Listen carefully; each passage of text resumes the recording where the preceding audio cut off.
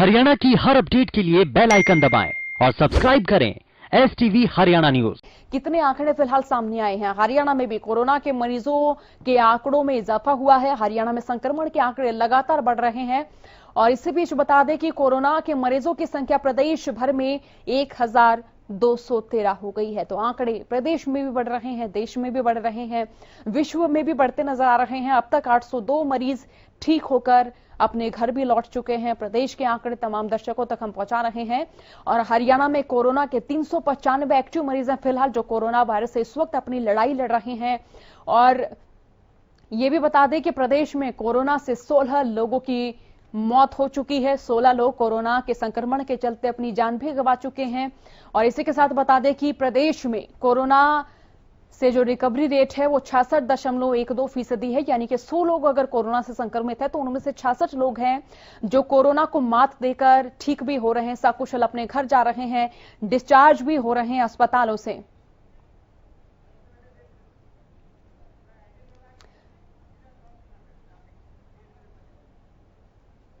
तो देखिए, लगातार आपको कोरोना के आंकड़ों से मुखातिब करा रहे हैं। इससे पहले हमने वैश्विक आंकड़ों से आपको मुखातिब कराया, फिर हमने देश के आंकड़े बताए और अब हम प्रदेश के आंकड़ों का जिक्र कर रहे हैं कि प्रदेश में भी आंकड़े लगातार बढ़ रहे हैं। और चलिए अब ग्राफिक्स के जरिए आपको कोरोना के आंकड़ों से मुखातिब करा देते हैं। वैश्विक स्तर के आंकड़ों का जिक्र हम यहां पर कर लेते हैं। दुनिया में कोरोना का जो आंकड़ा वो देख लेते हैं। दुनिया में 28,74,464 जो है वो एक्टिव केस है, ठीक हुए हैं 23,65,719 और मौत का आंकड़ा है 3,47,873। देखिए, दुनिया के आंकड़ों का यहां पर हम जिक्र करें ग्राफिक्स के जरिए, आप देख सकते हैं 28,74,464 एक्टिव केस हैं। अमेरिका का यहां पर हम जिक्र कर रहे हैं, एक्टिव केस हैं 11,41,751 और जो ठीक हुए हैं वो आप देखिए 4,64,670। मौत का आंकड़ा है 99,805। तो अमेरिका के आंकड़े आप अपनी टीवी स्क्रीन पर देख सकते हैं। ग्राफिक्स के जरिए आपको मुखातिब करा रहे एक्टिव केस जो है वो अपनी ग्राफिक्स के जरिए तमाम दर्शकों को हम बता रहे हैं। रूस के आंकड़ों का जिक्र कर ले, एक्टिव केस हैं 2,30,996, ठीक हुए हैं 1,18,798 और मौत का आंकड़ा रूस से सामने आया है 3,633। तो देखिए, आंकड़े देशों में भी लगातार बढ़ रहे हैं, विदेश में भी लगातार बढ़ते नजर आ रहे हैं। रूस के आंकड़े तमाम दर्शकों को हम ग्राफिक्स के जरिए दिखा रहे हैं। ब्राजील का जिक्र करें तो देखिए, एक्टिव केस हैं 1,99,314, ठीक हुए हैं 1,53,833 और मौत का आंकड़ा 23,552। देखिए, ब्राजील में भी जो है आंकड़े बढ़ते नजर आ रहे हैं। और देखिए, तमाम जिन देशों का हम जिक्र कर रहे हैं वहां पर जो आंकड़े हैं वो देखिए लाख पार कर चुके हैं। ब्राजील में देखिए 1,99,314 एक्टिव केस हैं और स्पेन का अब हम जिक्र कर रहे हैं ग्राफिक्स के जरिए, आपको स्पेन के आंकड़ों से मुखातिब करा रहे हैं। एक्टिव केस 58,685, ठीक हुए हैं 1,96,958। मौत का आंकड़ा है 26,837। तो स्पेन के आंकड़े आपकी टीवी स्क्रीन पर ग्राफिक्स के जरिए आप देख सकते हैं किस तरह से तमाम देशों में भी कोरोना का कहर जारी है। वैश्विक आंकड़ों से आपको मुखातिब करा रहे हैं। विश्व की बड़ी ताकतें भी कोरोना के कहर से लगातार जूझती हुई नजर आ रही हैं। तो चलिए अब आपको ग्राफिक्स के जरिए भारत में क्या क्या कोरोना के आंकड़े हैं उनसे आपको मुखातिब करा देते हैं। ग्राफिक्स के जरिए आपको बता देते हैं कि देश से कितने आंकड़े सामने आए हैं, देश में कोरोना का कहर किस तरीके से बरप रहा है। देखिए, एक्टिव केस हैं 80,722, ठीक हुए हैं 60,490। हालांकि रिकवरी रेट भी ठीक माना जाए क्योंकि देखिए 60,490 लोग जो हैं वो कोरोना वायरस को मात देकर सकुशल घर लौटे हैं। मौत का जो आंकड़ा है वो 4,167 फिलहाल देश भर से सामने आया है। भारत के आंकड़े आप अपने देख सकते हैं टीवी स्क्रीन पर, ग्राफिक्स के जरिए आपको बता रहे हैं। और अब बात कर लेते हैं महाराष्ट्र राज्य की। महाराष्ट्र में देखिए, एक्टिव केस 35,186 हैं, ठीक हुए हैं 15,786। मौत का आंकड़ा महाराष्ट्र से सामने आया है 1,695। तो देखिए, महाराष्ट्र राज्य के आंकड़े आप देख सकते हैं। एक्टिव केस 35,186 यहां से सामने आए हैं। तो किस तरह से महाराष्ट्र में कोरोना का कहर बरप रहा, कोरोना का कहर जारी है, लगातार यहां से आंकड़े बढ़ते हुए नजर आ रहे हैं। और अब हम बात कर लेते हैं गुजरात की। एक्टिव केस 6,936 हैं, ठीक हुए हैं 6,686। मौत का आंकड़ा है 888, यानी कि देखिए मौत जो हुई है यहां 888 लोगों की हुई है। और दिल्ली के आंकड़ों का जिक्र करें तो एक्टिव केस 7,006 हैं। देखिए 7,000 ये आंकड़ा पहुंच चुका है। दिल्ली में ठीक हुए 6,771 और मौत हुई है 276 लोगों की। तो तमाम उन प्रदेशों के आंकड़े आपको बता रहे हैं जहां कोरोना का कहर लगातार बढ़ रहा है, जहां कोरोना का संक्रमण लगातार जारी है। अब जिक्र कर लेते तमिलनाडु का। एक्टिव केस 8,233, ठीक हुए हैं 8,771। रिकवरी रेट देखिए 8,771, यहां से 31 सामने आया, माफ कीजिएगा, 8,731 रिकवरी रेट तमिलनाडु से सामने आया है। और मौत का जो आंकड़ा वो यहां पर है 118। तो तमिलनाडु से हम आंकड़े तमाम दर्शकों को ग्राफिक्स के जरिए बता रहे हैं। और एक्टिव केस 8,233 यहां से सामने आए हैं, ठीक हुए हैं 8,731। और तमिलनाडु से जो मौत का आंकड़ा है वो है 118। तो लगातार आपको कोरोना के जुड़े हुए जो आंकड़े हैं वो बता रहे हैं। गुरुग्राम का अब हम जिक्र कर लेते हैं, प्रदेश के आंकड़ों का जिक्र कर लेते हैं। गुरुग्राम से एक्टिव केस 116, ठीक हुए हैं 166 और जो मौत का आंकड़ा है वो है 2। तो गुरुग्राम में लगातार आंकड़े बढ़ते नजर आ रहे हैं। एक्टिव केस 116 हैं, हालांकि 166 लोग जो हैं वो ठीक भी हुए हैं, कोरोना को मात देकर सकुशल घर लौटे हैं। और मौत का जो आंकड़ा है वो यहां से 2 सामने आया है, यानी कि 2 लोगों की यहां कोरोना वायरस के संक्रमण के चलते मौत भी हुई है। तो गुरुग्राम के आंकड़े आप अपनी टीवी स्क्रीन पर देख सकते हैं, ग्राफिक्स के जरिए आपको दिखा रहे हैं। फरीदाबाद से जो एक्टिव केस सामने आए हैं उनकी संख्या 85, ठीक हुए हैं 120। और यहां से मौत का आंकड़ा है 6, यानी कि 6 लोग जो हैं कोरोना के संक्रमण के चलते जो है उनकी मौत हो चुकी है। 6 लोगों की सोनीपत से आंकड़े बता रहे हैं। एक्टिव केस 38 हैं, ठीक हुए हैं 124। यहां से मौत का आंकड़ा 1 सामने है, यानी कि कोरोना के संक्रमण के चलते यहां पर 1 मरीज की मौत हुई है। एक्टिव केस 38 हैं, ठीक हुए हैं 124। सोनीपत जिले के आंकड़े यहां पर बता रहे हैं। और झज्जर जिले की बात करें तो देखिए एक्टिव केस फिलहाल 3 हैं, ठीक हुए हैं 90। रिकवरी रेट यहां पर काफी ज्यादा माना जाए, हालांकि यहां पर किसी भी मरीज की मौत का आंकड़ा नहीं है।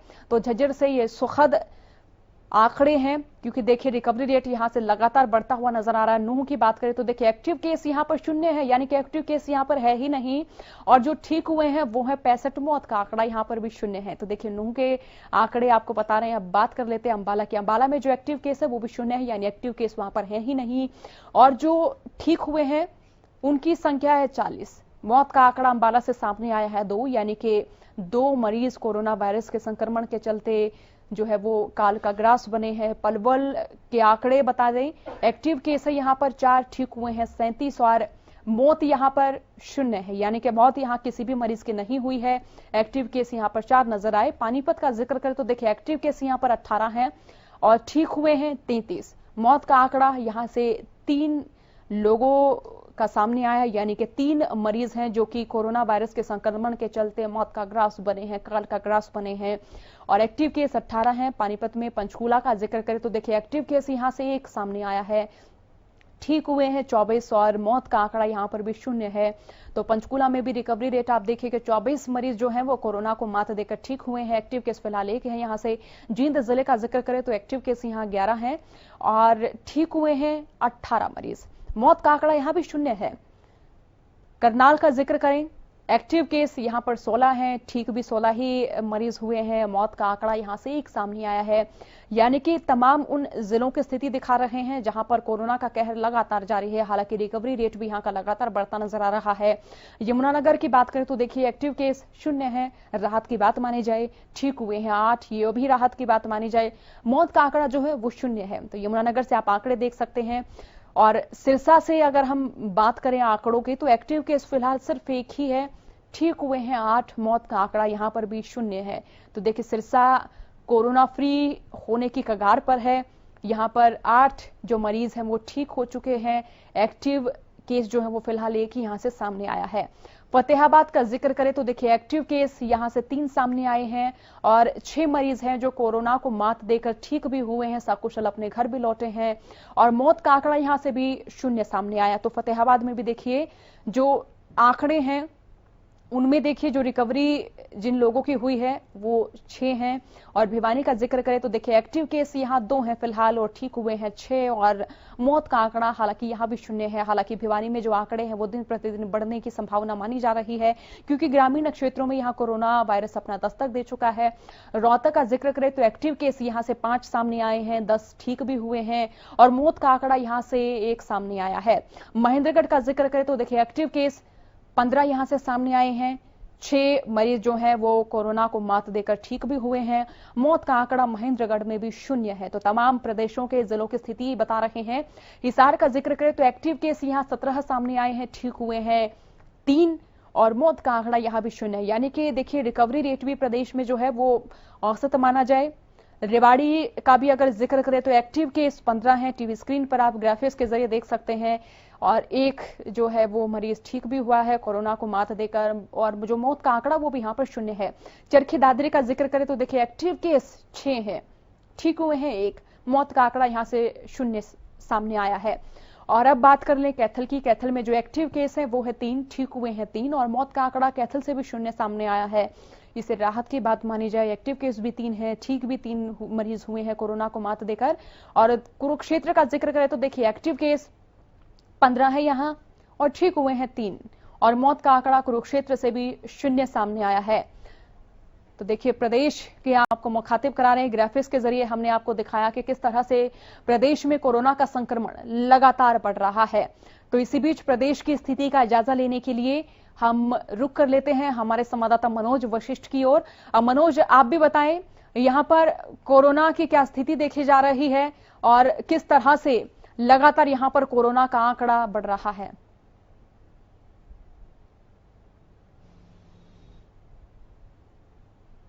जिला महेंद्रगढ़ के अंदर जो बात करी जाए तो जिला महेंद्रगढ़ में टोटल 21 केसेस थे, जिसमें से 6 केस जो है ठीक हुए हैं और 15 केस अभी यहाँ पर एक्टिव हैं। और आंकड़ा जो है अभी पिछले 3 दिनों से लगातार यहीं पर रुका हुआ है। 2 केसेस यहाँ पर जो 6 टोटल केसेस ठीक हुए हैं उनमें से 2 केस अभी पिछले 3 दिन के दौरान हुए हैं। जी तो मनोज, यहाँ अगर लॉकडाउन के नियमों की बात करें तो लोग कितने सतर्क, कितने सावधान नजर आ रहे हैं? लॉकडाउन के नियमों का कितने पालन करते हुए नजर आ रहे हैं?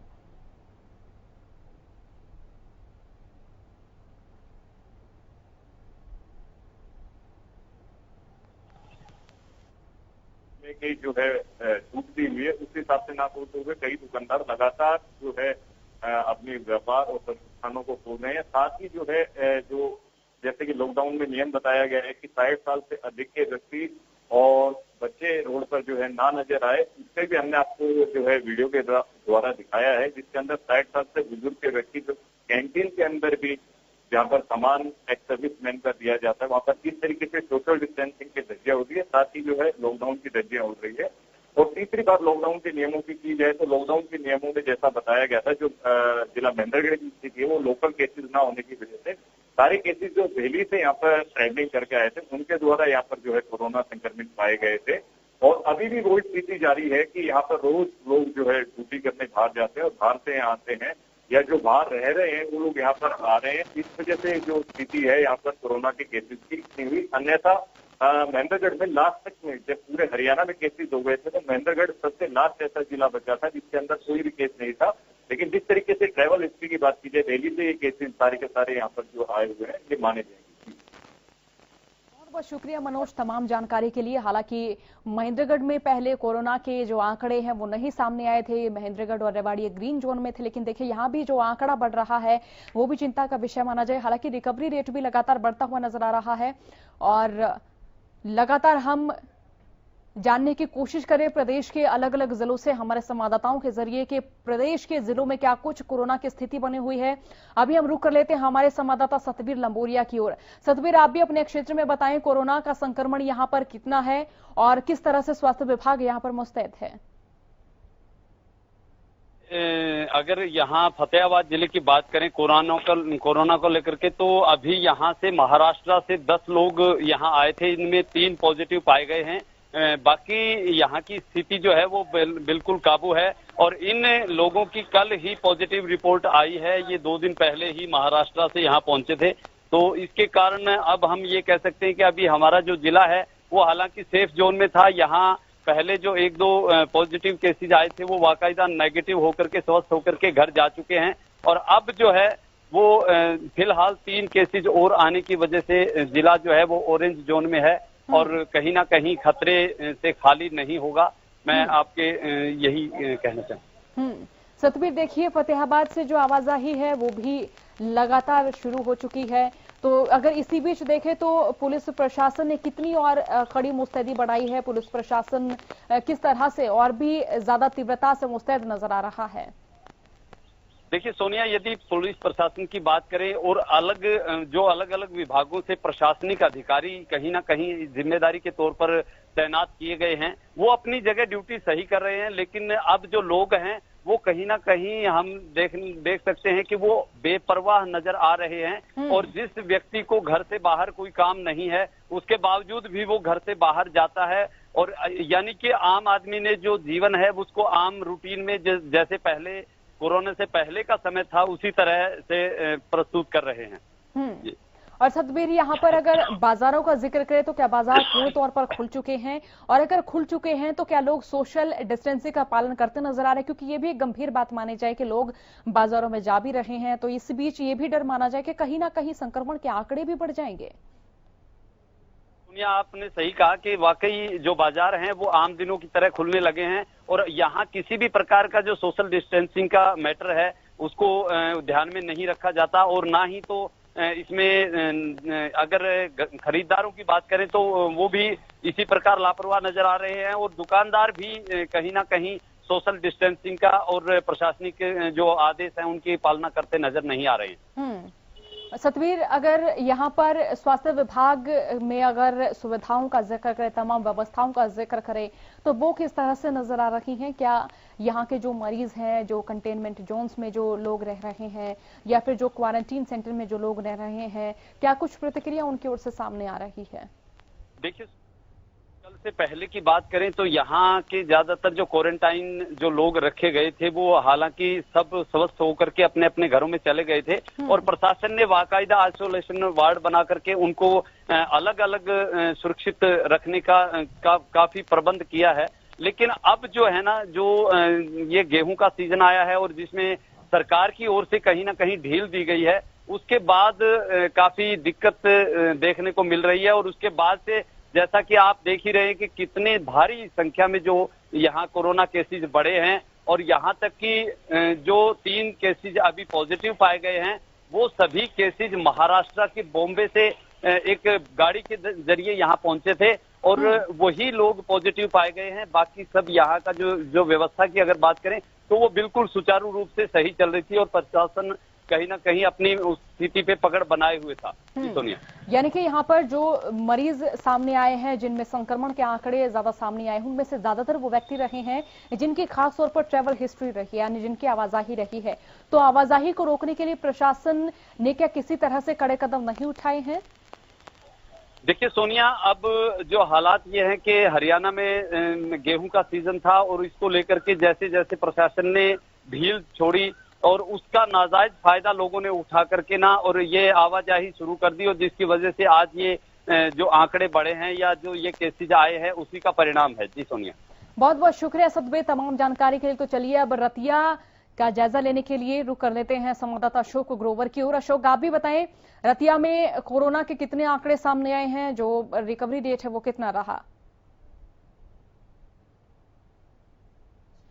देखिए सोनिया, मैं आपको बता दूं कि आज लॉकडाउन का जो 9वां दिन है, चौथे चरण का 9वां दिन है, उसको लेकर जो कोरोना के मामले आए थे वो अग्रवाल हॉस्पिटल में शिफ्ट किए गए थे, उसको बाद उनको डिस्चार्ज किया गया।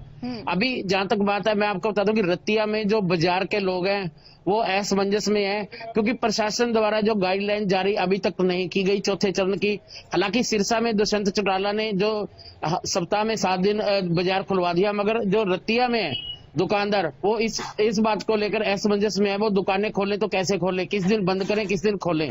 अभी आज प्रशासन ने फतेहाबाद में मीटिंग भी करनी है इसको लेकर। जी सोनिया। और अशोक, अगर जैसे कि आप बाजार का जिक्र कर रहे हैं कि बाजार के जो रियायतें हैं या फिर जो तमाम नियम हैं वो सरकार की ओर से यहाँ पर नहीं बताए गए हैं, इसी बीच लोग जो लॉकडाउन के नियमों का उल्लंघन करते हुए भी नजर आते होंगे, तो इससे तो संक्रमण का और भी ज्यादा डर माना जाए ना, और भी ज्यादा खतरा माना जाए। देखिए रतिया के बाजारों में आप देख सकते हैं कि लॉकडाउन की जमकर अवहेलना हो रही है। जो दुकानदार है, दुकानों के अंदर भी कई लोग बैठे होते हैं जब बाजार खुलता है, और आते जाते आप देख सकते हैं कि कई लोगों के तो मास्क भी नहीं लगे हुए थे। मेरे साथ कुछ दुकानदार हैं जो कि बताएंगे लॉकडाउन को लेकर किस तरह असमंजस में है। प्रशासन द्वारा अभी गाइडलाइन जारी नहीं की गई। हाँ, ये बताएं, जो लॉकडाउन का चौथा चरण शुरू हो चुका है, अभी तक प्रशासन द्वारा गाइडलाइन जारी नहीं की गई, किस तरह की मांग है आपकी?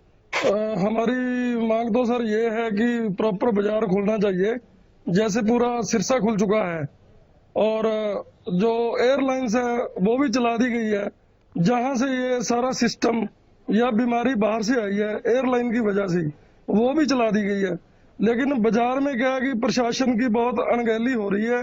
कुछ दुकानदार प्रोटोकॉल के अकॉर्डिंग नहीं चलते, जैसे कि शटर उठा लिया, अंदर चले जाते हैं और फिर दुकानें खोल लेते हैं। मतलब हम चाहते हैं कि प्रॉपर बाजार को खुलना चाहिए।